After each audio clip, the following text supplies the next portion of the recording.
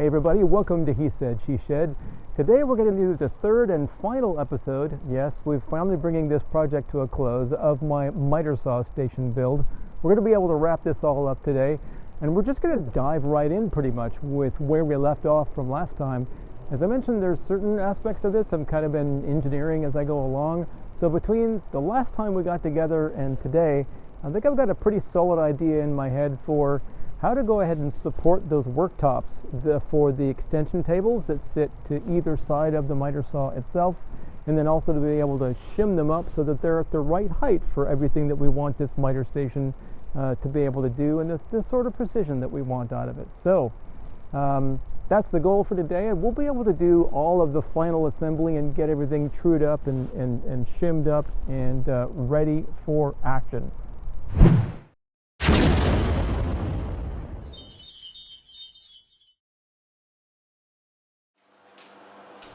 So in designing these under supports for the worktops, I needed a measurement first, and I found a piece of plate steel laying around the shop. So you can see here I made some marks on the piece of material where I needed to make cut lines. Now this is not a well-appointed metals shop by any means, and I ended up using about 3 different methods to make big ones into little ones here. Frankly, some of them were a little bit scary. Just because of my inexperience mainly, and just probably the wrong tooling. But I didn't show all of my different adventures in making big ones into little ones here with this piece of plate steel, but I definitely wanted to show this first attempt because, well, frankly, it was the prettiest of all the methods that I used.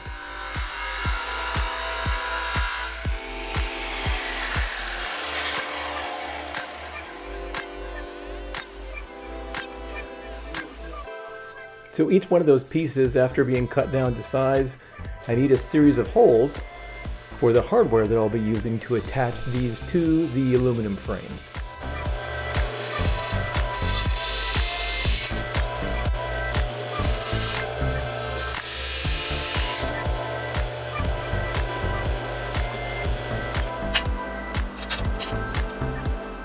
So you can see the hardware that I'm using takes advantage of the T-track that this thing is made out of. It might be a little hard to make out, but the hardware that I'm threading on there has those funky shaped heads that fit right up into the T-track. And then once I start turning them, they spin sideways and kind of lock into place. It is a little bit fiddly first, though, to get all that hardware to line up so that it pops up into the T-track.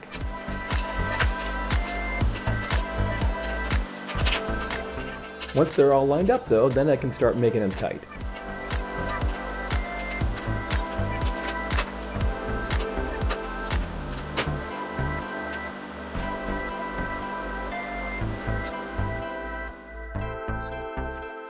So there was just a total of 4 of these pieces of plate steel to install. 2 of them for the left extension table and 2 of them on the right extension table.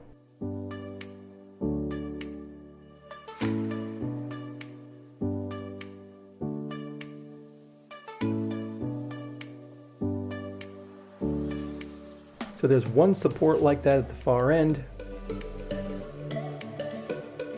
another support like that at the midpoint of the miter bench, and then you can see that extruded cross member in the foreground.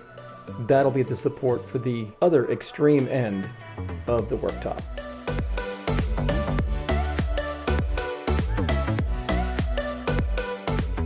So I'm dropping the worktop back in because I need to see how far up I need to shim that worktop for it to be flush with the aluminum frame around it. So I've got a 2x6 here that I've jointed on one side, and I'm just making a reference mark there to let me know where I need to cut that down to.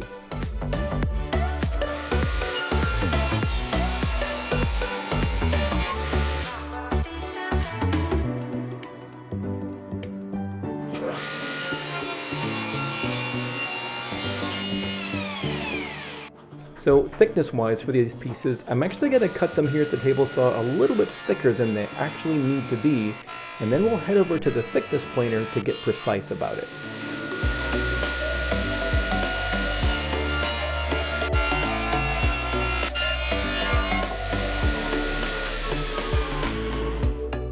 So I need 3 of these shims to level up the worktop and get it flush.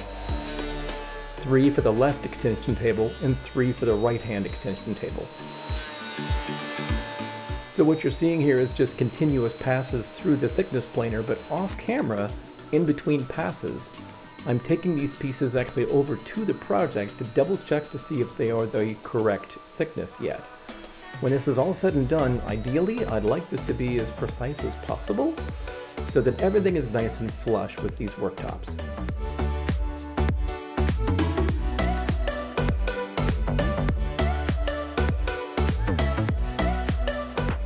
And lengthwise, these shims were just a little bit oversized to begin with, so I'm just doing the final trim to get them to the correct length. So now here's a view from the underside. You've got the whole sandwich pulled together. You can see those metal supports at the very bottom, and then the wooden shims that I was just working on top of that, and then the big worktops that we built in the previous episode on top of that. You can see that there's a couple of clamps in place just to hold everything still while I'm drilling pilot holes and then adding some screws to pull the whole sandwich together permanently.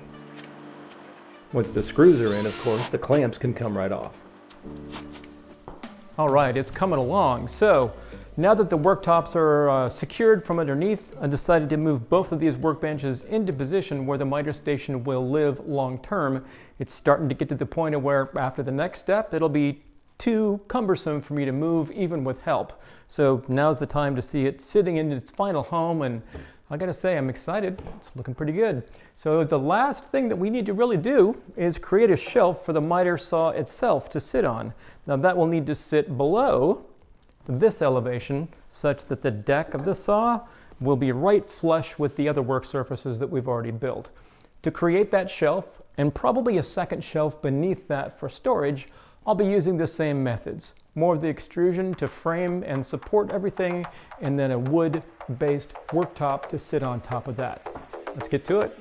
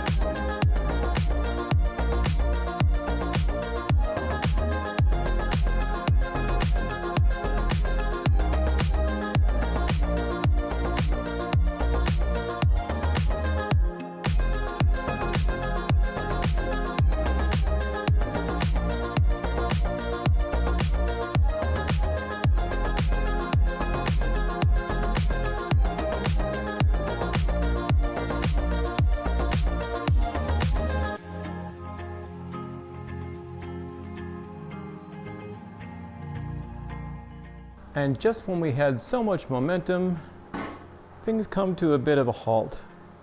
You probably saw this coming, but I couldn't quite bring this shelf up high enough so that the deck of the saw was quite flush with the extension tables. So if I get in here, yeah, there's a lot of light showing there. And what's in my way is my beloved extrusion. So where this part of the extrusion falls against this, I'm going to need to take the shelf out, break out the router of the flush trim bit, and remove a little bit of material that will allow me to bring this shelf just a little bit further up. It's like maybe another 1/8 of an inch, like maybe the thickness of the laminate and a smidge more. So we'll pull it all apart, remove some material, put this baby back together, and do some final tuning.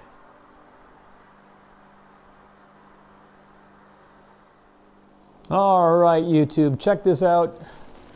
This is what we wanted to see. Nice, dead, flat, even transition from the extension tables to the deck of the saw itself. Actually, I've got the deck of the saw sitting just a tiny bit higher than the extension surfaces, which is just my personal preference for moving material through the saw. So if we were to come around front and drop a straight edge on here that extends beyond the deck of the saw, you can see that big giant gap that we had before is nowhere near as pronounced.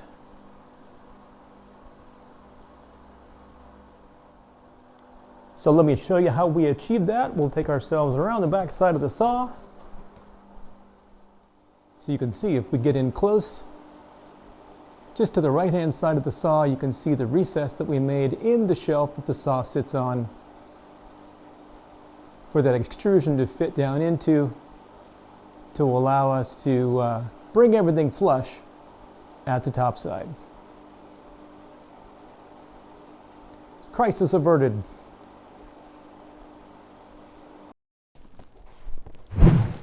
All right, well, having corrected that little engineering faux pas, I'm inclined to call this thing pretty much done. Now, it's not by chance that this entire thing is framed in this nifty aluminum extrusion material. I didn't do it just to make it look cool. However, if you ask me, I think it does. I think, however, the T-slots on the back of this extension bench are just begging to have a stop block and an adhesive-backed ruler added there so that I can have that repeat cut functionality.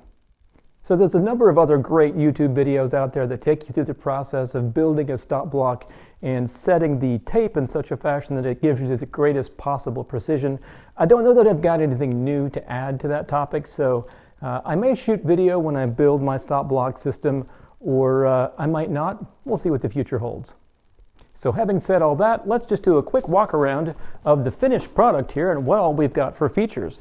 Obviously, the main function of this thing is making big ones into little ones, and as a miter station, it's working out really well for me. I've had a number of chances to use it between the time that it was completed and the time of shooting this wrap-up, and I'm really enjoying this upgrade.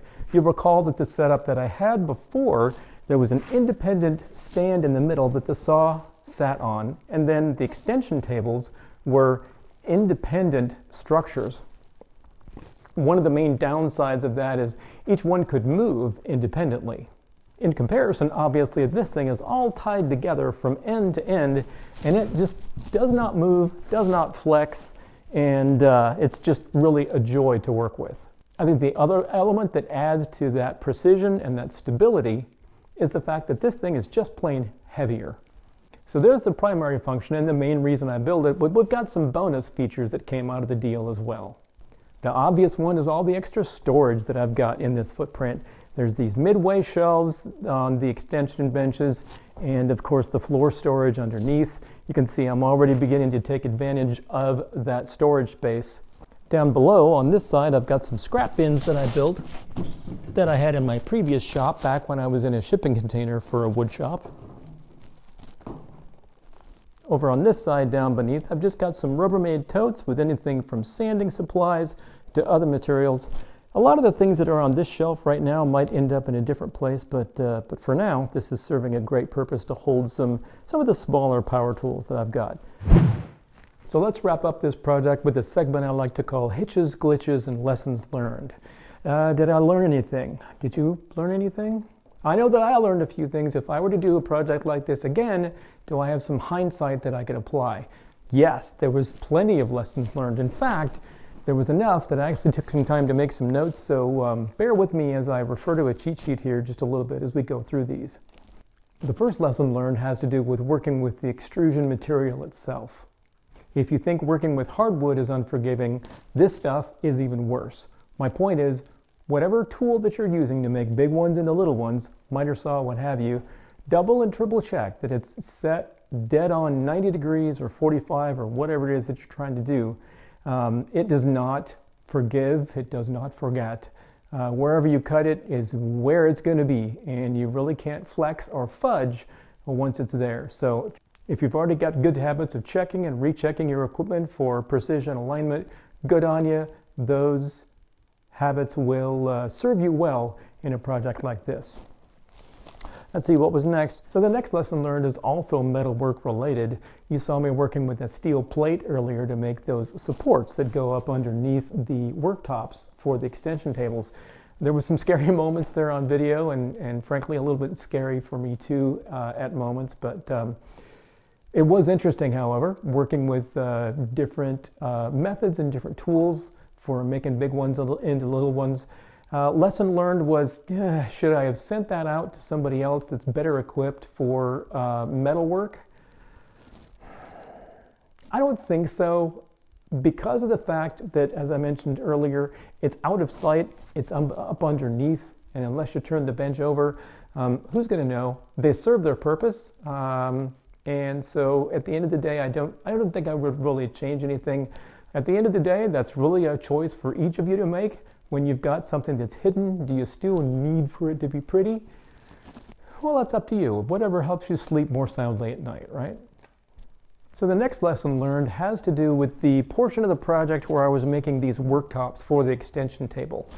My material choice was to use plywood in the center and then bands at the perimeter of it in hardwood. Now, to prep for the laminate, you want to sand around the perimeter to make sure that that's all nice and dead flat. So when you do the adhesive and then the laminate, there aren't any air gaps where the adhesive doesn't have full contact with the formica, and it's going to come apart later and come back to bite you. So you do want to do some sanding around the perimeter to make sure that that's dead flush, but apparently I did a little bit too much, because what I ended up with later is an ever so slight amount of mounding in the middle.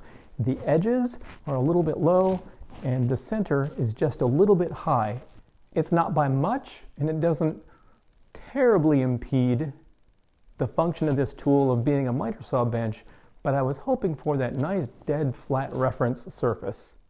So embarrassingly enough, the lesson learned is actually a lesson I had already learned, I just didn't put it to use in this project. One of my previous shop projects was my router table, which I used a similar methodology of a plywood field wrapped in hardwood and then skinned in laminate. Now the difference is on that one, before I skinned it in laminate, I took the worktop after I had wrapped it in hardwood and took it to a local cabinet shop that had a wide belt sander. For a small fee, they ran it through their wide belt sander for me a couple of times and got everything dead flat and dead flush. Wish I had done that here, but not the end of the world. So the next lesson learned is also related to the laminate portion of the project. The lesson learned is contact cement. Have plenty of it on hand. I actually ran short. I didn't show it in the video, but I had both surfaces all goobered up, ready to go, almost ready to go, but I ran out of contact cement. So I have to leave, go down to the hardware store, buy more contact cement, come back. By that time, the working time window has closed where the two surfaces would adhere. So while I was trying to economize and not buy too much contact cement, because this stuff does have a limited shelf life and it's kind of expensive, I ended up using almost double the amount of contact cement I would have otherwise, because I had to put it on twice in order to reactivate the glue. Everything ended up working out. The mistake didn't require that I scrap the laminate or scrap the rest of the materials for the worktop. So one other lesson learned where the laminate material is concerned is, apparently I found out the hard way that there seems to be different grades, maybe, of the laminate material.